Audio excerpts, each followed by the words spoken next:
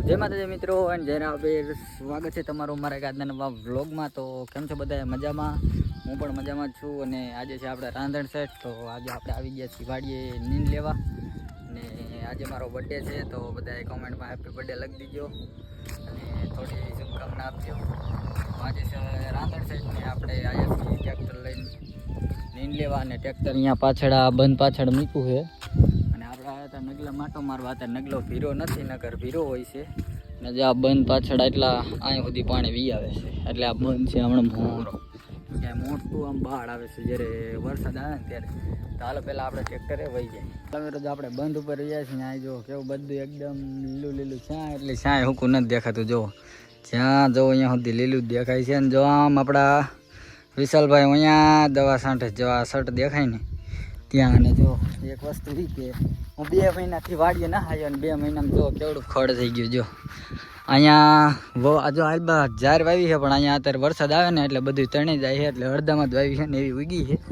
અને હવે આપણે ઝાર વાટવા જવાનું છે ઓલી વાડીએ, કેમ કે હાયતમ આઈઠમ ને નોમ 3 દીની નીણ વાટવાની છે ને આખી લારી ભરવાની। 2 ભાઈ આવી ગયા છે વાડીએ।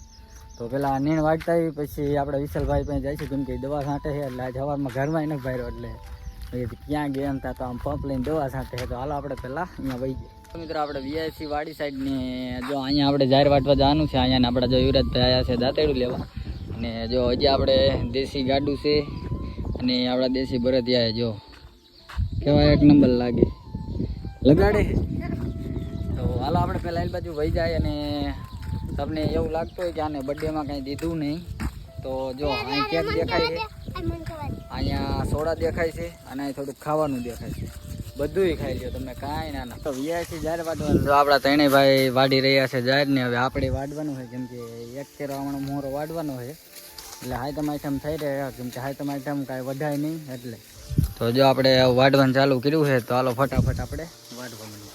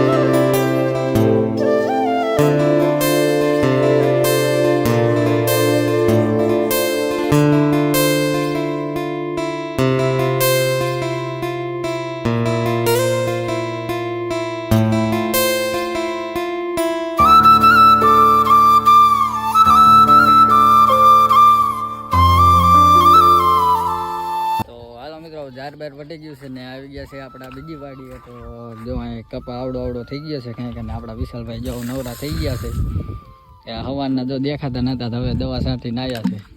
તો વિશાલભાઈ થાકી નથી ગયા ને?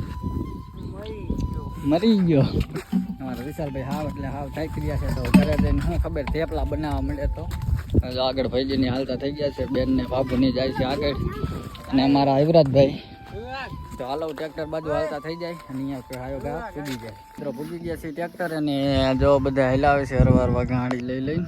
જો કાંઈક વાંહે છે કાંઈક આગળ છે અને બીજો ભાઈ ગયા વાંહે છે। તો હાલો ફટાફટ બધું હાલ લઈને પછી થઈ જાય ઘરે હાલતા।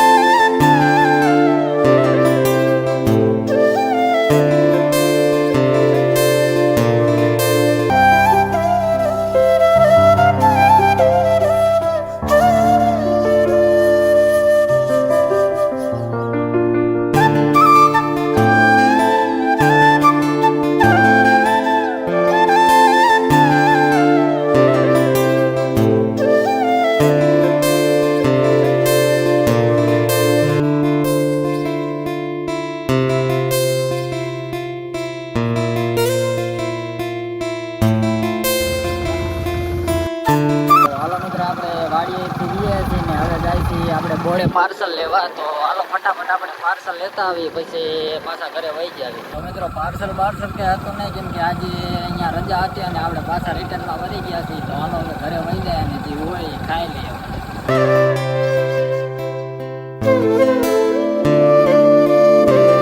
મિત્રો આપણે જમી બમીને આપણે વ્યા છીએ અહીંયા વાંકાનેર. જો વાંકાનેરની હાવ નજીક છે. વાંકાનેરના પુલમાંથી થઈને આપણે વિશાલભાઈને જવાનું છે કપડાં લેવા. ને આપણે થોડુંક બીજું આજ સાહિત્ય મહિને તો થોડુંક ખાવાનું લેવાનું છે. તો હાલો હું વિશાલભાઈ હાલા જાય, કેમ કે જો આપણું બાઇક અહીં પીડ્યું છે, શૂટિંગ કરવા અહીં રાખ્યું છે આપણે. તો હાલો હાલા જાય આપણે વાંકાનેરમાં જેમ તમને પાછા મળે.